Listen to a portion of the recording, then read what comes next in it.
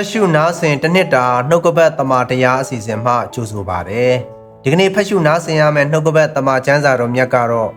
ယောမဩဝါဒစာအခန်းကြီး၄မှ9အထိဖြစ်ပါတယ်။ယောမဩဝါဒစာအခန်းကြီး၄ထို့သောဖြစ်လျင်ငါတို့အဖအာဗြဟံသည်ဇာတိပဂရိအားဖြင့်အဘယ်အကျိုးကိုရသနည်း။အာဗြဟံသည်အကျင့်အားဖြင့်ဖြောင့်မတ်ရာသို့ရောက်သည်မှန်လျင်ဝါကြွားเสียအကြောင်းရှိ၏ဖျားသခင်ရှေ့တော်၌ထိုသို့မဟုတ်ကျမ်းစာ၌အဘယ်သို့လာသနည်းအာဗြဟံသည်ဖျားသခင်ကိုယုံသည်ဖြစ်၍သူ၏ယုံကြည်ခြင်းကိုဖြောင့်မတ်ခြင်းကဲ့သို့မှတ်တော်မူ၏အကျင့်ရှိသောသူမည်သည်ကားကျေးဇူးအားဖြင့်အကျိုးကိုခံရသည်မဟုတ်ခံထိုက်သောအားဖြင့်ခံရ၏အကျင့်မရှိသောသူမည်သည်ကားမတရားသောသူ၏အပြစ်ကိုဖြေသောသူကိုယုံကြည်လျင်သူ၏ယုံကြည်ခြင်းကိုဖြောင့်မတ်ခြင်းကဲ့သို့မှတ်လျက်ရှိ၏ထို့အတူဖျားသခင်သည်အကျင့်ကိုမထောက်ဖဲလျက်ပေးတော်မူသောဖြောင့်မတ်ခြင်းကိုခံရသောသူ၏မင်္ဂလာကိုဒါဝိဒ်သည်ရည်မှတ်၍ဆိုသည်ကားအပြစ်မှလွတ်ခြင်းဒုစရိုက်အဖြစ်ကိုဖုံးအုပ်ခြင်းသို့ရောက်သောသူတို့သည်မင်္ဂလာရှိကြ၏ထာဝရဘုရားအပြစ်တင်တော်မူခြင်းနှင့်လွတ်သောသူသည်မင်္ဂလာရှိဟုပြောဆိုသည်အယေပြားလှီးခြင်းကိုခံသောသူတို့သာလျင်ထိုမင်္ဂလာကိုခံရကြသလောသို့မဟုတ်အယေပြားလှီးခြင်းကိုမခံသောလူတို့သည်လည်းရကြသလောအဘဲကြောင့်မေးသည်ဟုမူကားယုံကြည်ခြင်းကိုအာဗြဟံ၌ဖြောင့်မတ်ခြင်းကဲ့သို့မှတ်သည်ဟုဆိုကြ၏ထိုသို့ဆိုသောအဘဲသို့မှတ်သည်အယေပြားလှီးခြင်းကိုခံပြီးမှမှတ်သလောမခံမီမှတ်သလောခံပြီးမှမှတ်သည်မဟုတ်မခံမီမှတ်သည်အယေပြားလှီးခြင်းကိုမခံဘဲယုံကြည်သောသူတို့သည်ဖြောင့်မတ်ခြင်းရှိသည်ဟုမှတ်เสียအကြောင်းရှိစေခြင်းကငါတို့အဖအာဗြဟံသည်ထိုသူအပေါင်းတို့၏အဖဖြစ်အံ့သောငါ၎င်းအယေပြားလှီးခြင်းကိုခံသည်သာမကငါတို့အဖအာဗြဟံသည်အယေပြားလှီးခြင်းကိုမခံမီရှိသောယုံကြည်ခြင်းလမ်းသို့လိုက်သောသူတို့၏အဖဖြစ်အံ့သောငါ၎င်းအာဗြဟံသည်အယေပြားလှီးခြင်းကိုမခံမီရှိသောယုံကြည်ခြင်း၏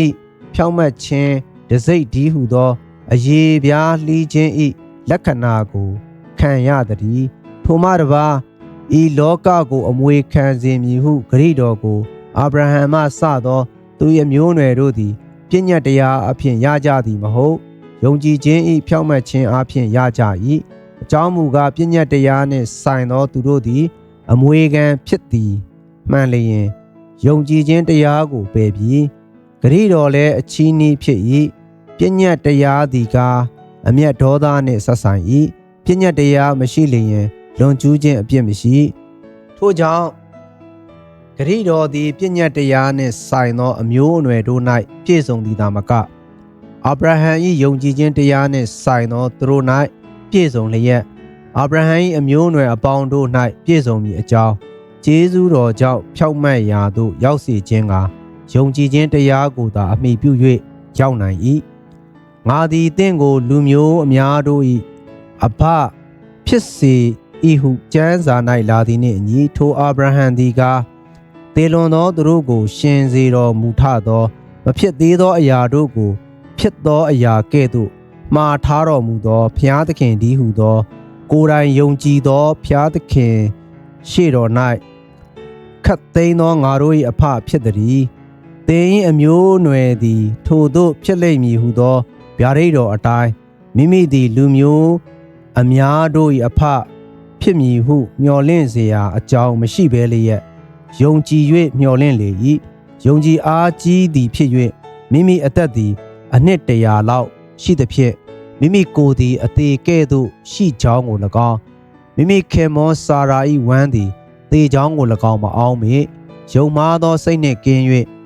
ဖျားသခင်၏ဂရိတော်ကိုတွေးတောခြင်းမရှိယုံကြည်အားကြီးသဖြင့်ဖျားသခင်ကိုချီးမွမ်း၍ဂရိထားတော်မူသောသူသည်ဂရိတော်အတိုင်းတတ်နိုင်တော်မူသည်ကိုစိတ်ဆွဲလန်းလေ၏ထို့ကြောင့်သူ၏ယုံကြည်ခြင်းကိုသူ၏ဖြောင့်မတ်ခြင်းကဲ့သို့မှတ်တော်မူ၏ထိုသို့မှတ်တော်မူသည်ဟုအာဗြဟံအကျိုးအလို့ငါသာကျမ်းစာ၌ရေးထားသည်မဟုတ်ငါတို့အကျိုးအလို့ငါရေးထားသည်ငါတို့သခင်ယေရှုကိုသေခြင်းမှထမြောက်စေတော်မူသော သူကိုငါတို့သည်ယုံကြည်လျင်ထိုယုံကြည်ခြင်းကိုငါတို့၏ဖြောင့်မတ်ခြင်းဟုမှတ်တော်မူလက်တံထိုသခင်ယေရှုသည်ငါတို့အပြစ်ကြောင့်အနံ့ခြင်းကိုခံတော်မူ၏ငါတို့သည်ဖြောင့်မတ်ရာသို့ရောက်မည်အကြောင်းထမြောက်တော်မူ၏ယောမဩဝါဒစာအခန်းကြီး9ထို့ကြောင့်ငါတို့သည်ယုံကြည်ခြင်းရှိ၍ဖြောင့်မတ်ရာသို့ရောက်လျင်ငါတို့သခင်ယေရှုခရစ်အားဖြင့်ဖျားသခင်ရှေ့တော်၌ငြိမ်သက်ခြင်းကိုခံစားကြ၏ထိုကျေးဇူးတော်ကိုခံစားရသည့်အကြောင်းမှာယုံကြည်ခြင်းရှိ၍ထိုသခင်အားဖြင့်သာခံစားသောအခွင့်ကိုရကြ၏တို့ဖြစ်၍ဖျားသခင်၏ဘုန်းတော်ကိုမျှော်လင့်၍ဝါကြွားဝမ်းမြောက်ခြင်းရှိကြ၏ထိုများမကဒုက္ခဆင်းရဲခြင်းကိုခံ၍ဝါကြွားဝမ်းမြောက်ခြင်းရှိကြ၏အကြောင်းမူကားဒုက္ခဆင်းရဲခြင်းသည်သိခံခြင်းကိုပြုစုတတ်၏သိခံခြင်းသည်လည်းသက်သေထင်ရှားခြင်းကိုပြုစုတတ်၏သက်သေထင်ရှားခြင်းသည်လည်းမျှော်လင့်ခြင်းကိုပြုစုတတ်၏ထိုမျှော်လင့်ခြင်းသည်ရှက်ကြောက်စရာအကြောင်းနှင့်ကင်းလွတ်၏ဘဲကြောင့်နည်းဟုမူကားငါတို့အားပေးတော်မူသောတန်ရှင်းသောဝိညာဉ်တော်သည်ဖျားသခင်မြတ်တာတော်ကိုငါတို့စိတ်နှလုံးထဲသို့ညွှန်းလောင်းတော်မူ၏ငါတို့သည်အကျိုးနည်းရှိစဉ်တွင်ချိန်တန်မှခရစ်တော်သည်မတရားသောသူတို့အတွက်ကြောင့်အသေးခံတော်မူ၏ဖြောင့်မတ်သောသူအတွက်ကြောင့်အသေးခံမည်သူရှိခဲ့၏သူတော်ကောင်းအတွက်ကြောင့်အသေးခံဝန်းသူရှိကောင်းရှိလိမ့်မည်မှန်စီတော့ငါတို့သည်အပြစ်ရှိစဉ်ပင်ခရစ်တော်သည်ငါတို့အတွက်ကြောင့်အသေးခံတော်မူသည်ဖြစ်၍ဖျားသခင်သည်ငါတို့ကိုဘယ်မျှလောက်ချစ်တော်မူသည်ကိုငါတို့အားထင်ရှားစွာပြတော်မူ၏တို့ဖြစ်၍ယခုတွင်အသွေးတော်အားဖြင့်ဖြောင့်မတ်ရာသို့ရောက်ပြီးမှထိုသခင်အားဖြင့်အပြစ်ငရဲမှကယ်ချွတ်တော်မူခြင်းသို့ရောက်မည်ဟုတာ၍မျှော်လင့်စရာရှိ၏အကြောင်းမူကားယံသူဖြစ်လျက်ပင်ဖျားသခင်၏သားတော်အသေးခံတော်မူခြင်းအားဖြင့်ငါတို့သည်ဖျားသခင်နှင့်မိဿဟာရဖွဲ့ခြင်းကျေးဇူးတော်ကိုခံရသည်မှန်လျင်မိဿဟာရဖွဲ့ပြီးမှအသက်တော်အားဖြင့်ကယ်တင်တော်မူခြင်းသို့ရောက်မည်ဟုတာ၍မျှော်လင့်စရာရှိ၏ထိုများမကငါတို့သခင်ယေရှုခရစ်အားဖြင့်မိဿဟာရဖွဲ့ရာကျေးဇူးကိုယခုခံပြီးလျင်ထိုသခင်အားဖြင့်ဖျားသခင်၌ဝါကြွားဝမ်းမြောက်ခြင်းရှိကြ၏ဤအကြောင်းအရာဟုမူကားအပြစ်တရားသည်တယောက်သောသူအားဖြင့်ဤလောကသို့ဝင်၍အပြစ်တရားအားဖြင့်သေခြင်းတရားဝင်သည်နှင့်အညီလူအပေါင်းတို့သည်အပြစ်ရှိသောကြောင့်သေခြင်းသို့ရောက်ရကြ၏ပညတ်တရားကိုမထားမီတိုင်အောင်ဤလောက၌အပြစ်ရှိအဘယ်ပညတ်တရားများမရှိလျင်အပြစ်ရှိသည်ဟုမှတ်เสียမရှိသို့တော်လည်းအာရန်လက်ထက်မှစ၍မောရှေလက်ထက်တိုင်အောင်သေခြင်းတရားသည်အစိုးရ၏အာရန်ပြစ်မှားသည့်နီးတူမပြစ်မှားသောသူတို့ကိုပင်အစိုးရ၏ထိုအာရန်သည်နှောက်လာလက်တန့်သောသူ၏ပုံပမာဖြစ်သည်သို့တော်လည်းပြစ်မှားခြင်းသဘောနှင့်ကျေးဇူးတော်သဘောမတူအကြောင်းမူကားလူတစ်ယောက်သည်ပြစ်မှားသောအားဖြင့်လူများတို့သည်တည်ခြင်းသို့ရောက်ကြ၏တယောက်သောသူဒီဟုသောယေရှုခရစ်အားဖြင့်ဖျားသခင်ကျေးဇူးတော်နှင့်ကျေးဇူးတော်၏အကျိုးသည်လူများတို့၌သာ၍ကြွယ်ဝပြည့်စုံ၏ထိုမှတပါးလူတစ်ယောက်ပြစ်မှားသောအရာနှင့်ကျေးဇူးတော်အရာမတူအကြောင်းမူကားတရားစီရင်သောအရာမှာအပြစ်တစ်ခုကြောင့်ဒဏ်ခံစေဟုစီရင်၏ကျေးဇူးတော်အရာမှာအပြစ်များလျက်ပင်လွတ်စေဟုစီရင်၏ထိုမှတပါးလူတစ်ယောက်သည်ပြစ်မှားသောကြောင့်ထိုတစ်ယောက်သောသူအားဖြင့်သေခြင်းတရားသည်အစိုးရ၏ကျေးဇူးတော်၏ကြွယ်ဝခြင်းကို၎င်းဖြောင့်မတ်ရာသို့သွင်းပေးတော်မူခြင်းကို၎င်းခံရသောသူတို့သည်တယောက်သောသူဒီဟုသောယေရှုခရစ်အားဖြင့်အသက်ရှင်လျက်သာ၍စိုးစံရကြလက်တံထို့ကြောင့်တယောက်သောသူ၏ပြစ်မှားခြင်းအားဖြင့်လူအပေါင်းတို့သည်အပြစ်စီရင်ခြင်းနှင့်တွေ့ကြုံရကြသည်နည်းတူတယောက်သောသူ၏ဖြောင့်မတ်ခြင်းအားဖြင့်လူအပေါင်းတို့သည်အသက်နှင့်ရှင်သောဖြောင့်မတ်ရာသို့ရောက်ခြင်းအခွင့်ကိုရကြ၏အကြောင်းမူကားတယောက်သောသူသည်နားမထောင်သောအားဖြင့်လူများတို့သည်အပြစ်ရောက်သည်နည်းတူတယောက်သောသူသည်နားထောင်သောအားဖြင့်လူများတို့သည်ဖြောင့်မတ်ရာသို့ရောက်ကြ၏ထိုမှတပါးပညတ်တရားသည်တဖန်ဝင်သဖြင့်ပြစ်မှားသောအပြစ်ပွားများ၏သို့တော်လည်းအပြစ်ပွားများသည့်အရာမှာကျေးဇူးတော်သာ၍ကြွယ်ဝ၏ ထို့သောဖြစ်လျင်အပြစ်တရားသည်တည်ခြင်းအပြင်အစိုးရသည်နီးတူငါတို့သခင်ယေရှုခရစ်ပြုစုတော်မူ၍ကျေးဇူးတရားသည်ထာဝရအသက်နှင့်ရှင်သောဖြောင့်မတ်ရာသို့သွင်းခြင်းအပြင်အစိုးရလေအံ့တည်းယောမဩဝါဒစာအခန်းကြီး6ထို့သောမှန်လျင်အဘယ်သို့ပြောရမည်နည်းကျေးဇူးတော်ပွားများစေခြင်းကအပြစ်တရားကိုကျင့်၍နေရမည်လောထို့သောမနေရအပြစ်တရားမှစုတေသောသူတို့သည်ထိုတရား၌အဘယ်သို့ရှင်ရဥမည်နည်းယေရှုခရစ်၌ပရိသန်ကိုခံတော်သူရှိသမျှတို့သည်အသေးခံတော်မူခြင်း၌ပရိသန်ကိုခံကြသည်ဟုသင်တို့မသိသလောထို့ကြောင့်သေခံတော်မူခြင်း၌ပရိသန်ကိုခံသောအဖြစ်ထိုသခင်နှင့်အတူတကြိုခြင်းကိုခံကြ၏အကြောင်းမူကားခရစ်တော်သည်ခမည်းတော်၏ဘုံတကိုးအားဖြင့်သေခြင်းမှထမြောက်တော်မူသည့်နည်းတူငါတို့သည်လည်းအသစ်သောအသက်၌ကျင်လည်ရကြသည်တနည်းကအသေးခံတော်မူခြင်း၏ပုံတရံကိုဆောင်၍ထိုသခင်နှင့်အတူငါတို့သည်စိုက်ပျိုးလျက်ရှိသည်မှန်လျင်ထမြောက်တော်မူခြင်း၏ပုံတရံကိုဆောင်၍စိုက်ပျိုးလျက်ရှိကြလိမ့်မည်ထိုမှတပါငါတို့၏လူဟောင်းသည်ထိုသခင်နှင့်အတူလက်ဝါးကားတိုင်းမှာအသေးသက်ခြင်းကိုခံပြီဟုငါတို့သိကြ၏အကြောင်းမူကားငါတို့သည်နှောင့်မအပြစ်တရား၏အစေကိုမခံစေခြင်းကအပြစ်တရား၏ကိုဖျက်ဆီးမည်အကြောင်းတည်းသေသောသူသည်အပြစ်တရား၏လက်မှလွတ်လျက်ရှိ၏ခရစ်တော်သည်သေခြင်းမှထမြောက်သောအခါသေခြင်းနှင့်အစဉ်ကင်းလွတ်တော်မူ၏သေခြင်းတရားသည်နှောက်တဖန်ကိုယ်တော်ကိုမအုပ်ဆိုးရသည်ကိုထောက်တော်ငါတို့သည်ခရစ်တော်နှင့်အတူသေလျင်ထိုသခင်နှင့်အတူရှင်လိမ့်မည်ဟုသဘောရှိကြ၏ခရစ်တော်သည်အသေးခံတော်မူရာမှာအပြစ်တရားကြောင့်တစ်ချိန်သာခံတော်မူ၏အသက်ရှင်တော်မူရာမှာဖျားသခင်အဖို့ရှင်တော်မူ၏ထိုနည်းတူသင်တို့သည်အပြစ်တရားနှင့်ဆိုင်သောအရာ၌ကအသေးဖြစ်သည်ဟု၍၎င်းဖျားသခင်နှင့်ဆိုင်သောအရာ၌ကငါတို့သခင်ယေရှုခရစ်အားဖြင့်အသက်ရှင်သည်ဟု၍၎င်းကိုထင်မှတ်ကြလော့ထို့ကြောင့်သင်တို့၏သေတတ်သောကိုခန္ဓာ၏တတ်မှတ်ခြင်းအလိုသို့လိုက်ရသည့်တိုင်အောင်အပြစ်တရားသည်ထိုကိုခန္ဓာ၌အစိုးမရစေနှင့်သင်တို့၏ကိုအင်္ဂါများကိုဒုစရိုက်လက်နက်ဖြစ်စေ၍အပြစ်တရားအားမဆက်ကြနှင့်သေခြင်းမှထမြောက်၍အသက်ရှင်သောသူကဲ့သို့ဖျားသခင်အားကိုဆက်ကြလော့ကိုအင်္ဂါများကိုလည်းသူစရိုက်လက်နက်ဖြစ်စေ၍ဖျားသခင်အားဆက်ကြလော့သင်တို့သည်ပညတ်တရားလက်၌မရှိကျေးဇူးတရားလက်၌ရှိသောကြောင့်အပြစ်တရားသည်သင်တို့ကိုမအုပ်ဆိုးရထို့သောဖြစ်လျင်အဘယ်သို့နည်းငါတို့သည်ပညတ်တရားလက်၌မရှိကျေးဇူးတရားလက်၌ရှိသောကြောင့်ဒုစရိုက်ကိုပြုရမည်လောထို့သောမပြုရအကျဉ်သူဤထံ၌အစေခံကျွန်ဖြစ်ခြင်းကသင်တို့ဝင်၍အစေခံ၏ထိုသူသည်သေခြင်းနှင့်ရှင်သောအပြစ်တရားဖြစ်စေဖြောင့်မတ်ရာသို့ရောက်ခြင်းနှင့်ရှင်သော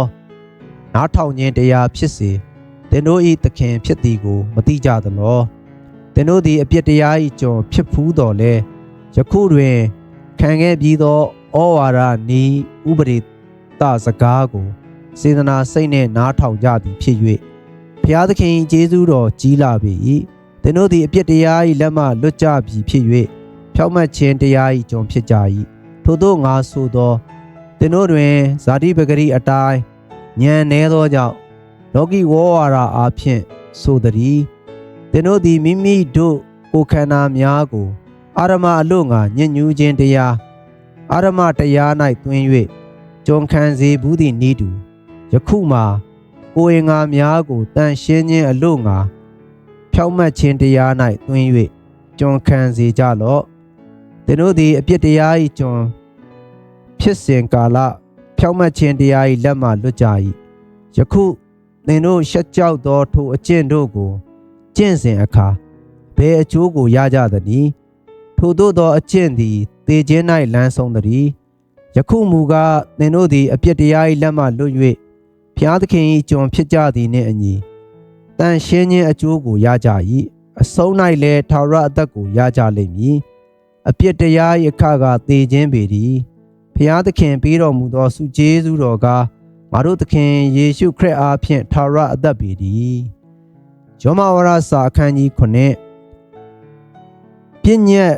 တရားကိုသိသောညီအကိုတို့ပြည့်ညက်တရားသည်လူကိုအသက်ထက်ဆုံးမြသာပိုင်သည်ကိုမသိကြသလောဥပမာကလင်ရှိသောမိန်းမသည်လင်မသေးမီတိုင်အောင်ပြည့်ညက်တရားအားဖြင့်လင်၌ချီနှောင်လျက်ရှိ၏လင်သေးလျင်မူကားလင်ဝတ်နှင့်လွတ်၏ထို့ကြောင့်မိမိလင်မသေးမီအခြားသောသူ၏မယားဖြစ်လျင်မြောက်မထားသောမိန်းမဟုခေါ်ထား၏လင်သေးလင်မူကားထိုတရားနှင့်လွတ်သည်ဖြစ်၍အခြားသောသူ၏မိန်းမဖြစ်တော်လဲမြောက်မထားသောမိန်းမဟုခေါ်เสียအကြောင်းမရှိထိုနည်းတူငါညီကိုတို့သင်တို့တွင်အခြားသောသူတည်းဟုသောတည်ခြင်းမှထမြောက်တော်မူသောသူ၏မယားဖြစ်၍ဖျားသခင်၏အလိုတော်နှင့်အညီတိုးပွားမည်အကြောင်းခရစ်တော်၏ကိုယ်ခန္ဓာအားဖြင့်တည်၍ပြည့်ညက်တရားနှင့်ကြွားကြ၏ငါတို့သည်ဇာတိပဂရိ၌ကျင်လည်သောအခါအပြစ်နှင့်ဆက်ဆိုင်သောစိတ်တို့သည်ပြည့်ညက်တရားအားဖြင့်ပေါက်၍တည်ခြင်းတရား၏အလိုနှင့်အညီတိုးပွားမည်အကြောင်းငါတို့၏ကိုယ်အင်္ဂါများ၌ပြုပြင်ကြ၏ယခုမူကားကျမ်းစာ၌ပါသောတရားဟောင်းကိုမမီဘဲဝိညာဉ်တော်တရားသစ်ကိုမှီ၍အမှုဆောင်ရွက်ခြင်းအလို့ငါတို့သည်တည်သဖြင့်အုပ်ချုပ်သောပြည့်ညက်တရား၏လက်မှလွတ်ခြင်းသို့ရောက်ကြပြီတို့ဖြစ်၍အဘယ်သို့ပြောရမည်နည်းပြည့်ညက်တရား၌အပြစ်ရှိသလောအပြစ်မရှိနိုင်ရာတို့ရတွင်ပြည့်ညက်တရားအားဖြင့်သာအပြစ်သဘောကိုငါသိရ၏အဘယ်သို့နည်းဟုမူကားလောဘစိတ်မရှိစေနှင့်ဟုပြည့်ညက်တရားမဆိုလျင်လောဘသဘောကိုငါမသိအပြစ်တရားသည်ပြည့်ညက်တရားအားဖြင့်အခွင့်ရ၍ငါ၌အမျိုးမျိုးသောလောဘတို့ကိုဖြစ်စေ၏ပြည့်ညက်တရားမရှိလျင်အပြစ်တရားသေ၏အထက်ကပြည့်ညက်တရားမရှိသဖြင့်ငါသည်အသက်ရှင်၏ပြည့်ညက်တရားပေါ်သောအခါအပြစ်တရားသည်ရှင်ပြန်၏ငါလည်းသေ၏အသက်ရှင်ခြင်းနှင့်ဆိုင်သောပြည့်ညက်တရားသည်သေခြင်းနှင့်ဆိုင်သည်ကိုငါတွေ့၏အပြစ်တရားသည်ပြည့်ညက်တရားအားဖြင့်အခွင့်ရလျင်ငါကိုလှည့်ပြား၍ထိုတရားအားဖြင့်ငါကိုတတ်လေ၏ထို့ကြောင့်တရားတော်သည်တန်ရှင်းခြင်းရှိ၏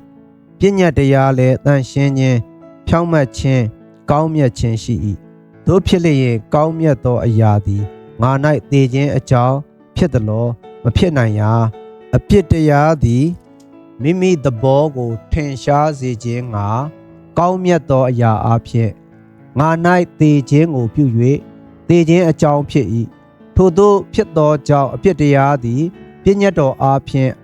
အလွန်အပြစ်နှင့်ပြည့်စုံခြင်းရှိသည်ထိုမှတပါပြည့်ညတ်တရားသည်ဝိညာဉ်ပဂရိနှင့်ဆက်ဆိုင်သည်ကိုငါတို့သိကြ၏ငါမူကားဇာတိပဂရိရှိ၏အပြစ်တရားလက်၌ကြေးကျွန်ဖြစ်၏အကြောင်းမူကားငါသည်ကိုကျင့်သောအကျင့်ကိုမနှစ်သက်ကျင့်ကျင်သောအကျင့်ကိုမကျင့်ယွန်ရှာသောအကျင့်ကိုကျင့်၏ထို့သောငါသည်မကျင့်ကျင်သောအကျင့်ကိုကျင့်လျက်ပြည့်ညတ်တရားဖြောင့်သည်ဟုငါဝန်ခံ၏တို့ဖြစ်လျက်ထိုမကောင်းသောအကျင့်ကိုငါကိုယ်တိုင်ကျင့်သည်မဟုတ်ငါအထဲ၌နေသောအပြစ်တရားသည်ကျင့်၏ငါအထဲမှာငါဇာတိပဂရိ၌ကောင်းသောအရာတစ်စုံတစ်ခုမျှမတည်သည်ကိုငါသိ၏အကြောင်းမူကားငါသည်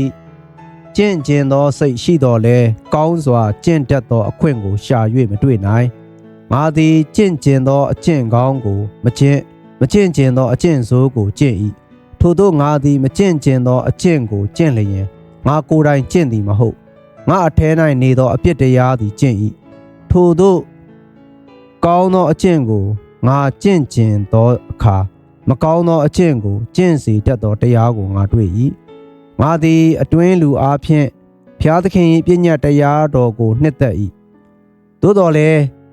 ငါကိုယ်အင်္ဂါများ၌ရှိသောတရားတစ်ပါးသည်စိတ်ဝိညာဉ်တရားကိုဆိုင်ပြိုင်တိုက်လှန်သဖြင့်ငါကိုယ်အင်္ဂါများ၌ရှိသောအပြစ်တရားလက်သို့ငါကိုဖမ်းသွားအနံသည်ကိုငါမြင်၏ငါသည်ညှို့ညင်သောသူဖြစ်ပါသည်တကားဤအသေးကောင်မှ ငါကိုအဘယ်သူကယ်လွတ်မည်နည်းငါတို့သခင်ယေရှုခရစ်အားဖြင့်ကယ်လွတ်တော်မူသောဘုရားသခင်၏ကျေးဇူးတော်ကြီးလာပေ၏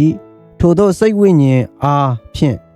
ဘုရားသခင်၏တရားတော်အလိုသို့၎င်းဇာတိပဂရိအားဖြင့်